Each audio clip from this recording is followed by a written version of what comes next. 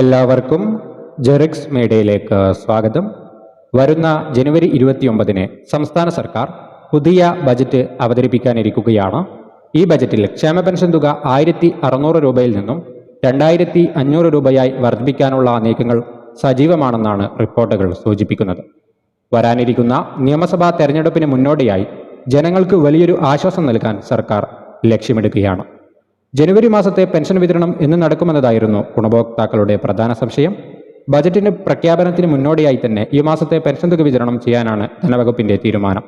ഇതിനായി പൊതുവിപണിയിൽ നിന്ന് കടപ്പത്രം വഴി 1500 കോടി രൂപ കടമെടുക്കാൻ സർക്കാർ നീക്കം ആരംഭിച്ചു കഴിഞ്ഞു. സഹകരണ ബാങ്കുകളുടെ കൺസോർഷ്യം വഴിയും തുക സമാഹരിക്കുന്നുണ്ട്. ജനുവരി 29ഓടെ ഗുണഭോക്താക്കളുടെ കൈകളിലേക്ക് തുക എത്തിക്കാനാണ് സർക്കാർ ശ്രമിക്കുന്നത്. പെൻഷൻ മുടങ്ങുമെന്ന് കരുതി ആശങ്കപ്പെട്ടിരിക്കുന്ന ലക്ഷക്കണക്കിന് ആളുകൾക്ക് ധനമന്ത്രി എൻ ബാലഗോപാൽ വലിയൊരു ആശ്വാസ വാർത്ത കൂടി നൽകിയിട്ടുണ്ട്.